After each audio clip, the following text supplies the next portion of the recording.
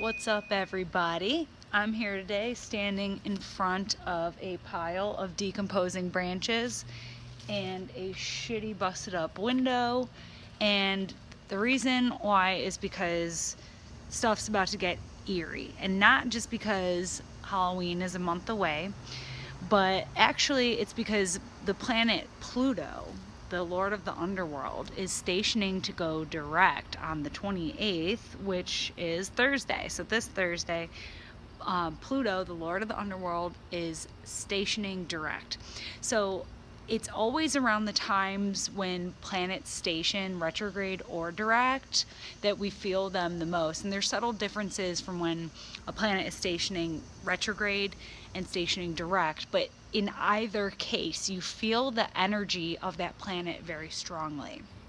So, energy of Pluto is transformation, death, rebirth, regeneration, sex, intimacy. These are things that are deep feelings that we often have trouble conveying or are even shy to talk about.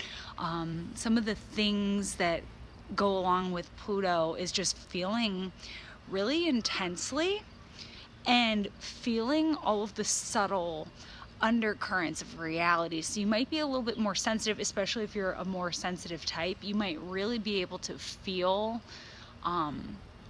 like something is coming, like something is gonna emerge from under the water, or something's going to, the ground's gonna break open and something's gonna come out. Pluto, because it rules things that are hidden, often when Pluto makes itself known, things come to the surface. So pay attention to the news, pay attention to the things that you hear, because secrets are going to come out. Also, Pluto can rule things like earthquakes or eruptions. So we've been having a lot of that going on already because of the eclipses. That's what the eclipses kind of brought us, was tumultuous weather. So we can expect for that to maybe continue. So as Pluto starts to station direct, we're moving forward with our transformation. So think back to April and what was going on since Pluto stationed retrograde, and try to think of what changes you've made since then. And maybe the eclipse brought some things to light. We've had a lot of other transits happening alongside this, but right now we're ready to move forward with shedding a layer. We're ready to leave something behind. A little piece of us is dying, and we're ready to use that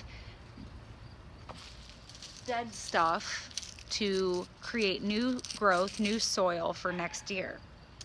I mean, in this case. But in our lives, we're basically composting the stuff that we don't need, and we're ready to bring something new in. We're ready to evolve, is a good word.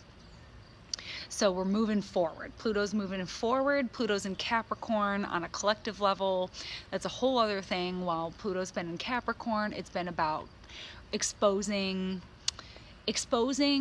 and becoming more hyper aware of kind of the shadow side of government, of the big structures. Capricorn's the big structures, the banks. We've had Occupy Wall Street, we had the housing crisis, and now a lot of people, at least in the United States, are losing faith in the political system. All of these wounds within the system, all the faults in the system are being exposed in a very raw way, and this type of change takes a very long time, so we still have a lot more work to do. Pluto's only about halfway through the sign, maybe a little bit more. So on top of all of this, Jupiter goes into Scorpio on October 10th, which isn't too far away from this. So with these two shifts happening at once, we're really going to feel these subtle energies that I was just describing. Things are just going to feel a little bit more intense. Things are going to feel a little bit more eerie. Maybe it just feels like Halloween is here. Just, that time of year where the veil seems extra thin and you can just like perceive things that you would otherwise have to open yourself up to a little bit more to perceive. So Jupiter is going to leave Libra, where we've spent time, you know, expanding our circle, bringing more beauty into our lives, working on how we relate to one another and that quality of relating. And in the world, it's been a lot of issues around fairness and equality and rights, because, you know, Jupiter's the law. So Jupiter going into Scorpio is going to bring in, who do we want to be more intimate with? Who do we want to share our most private thoughts and feelings with out of all the, you know, new people we met in the last year? And it's going to really focus us a little bit more on the quality of our intimacy, the quality of the way that we experience our sexuality. This is going to, I would like to see us become a little bit more aware of the waste in the world and the waste in our lives, and, you know, all the plastic we use, although I think that will probably pick up when Jupiter joins Neptune in Pisces, and that's for some time. But I think that we could do better as human beings with how much we waste. So I think that that will be more of a theme. But I wrote an article in depth on this subject, so you're welcome to check out my website for that. And I also went through with the signs, so you can see where Jupiter is putting the magnifying glass for you. And so definitely check that out. But I'm personally really excited for Jupiter in Scorpio. My moon is there, so I'm looking forward to it. If you have any planets in Scorpio, especially if you're sun or ascendant or moon, this is going to be a big year for you. Also, if you're turning 12, 24, 36, 48, 60, or 72, it's a Jupiter year for you. So it should be a very good year.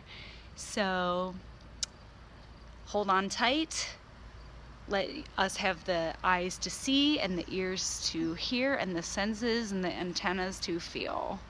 And may we shed what we no longer need. Wahe Guru.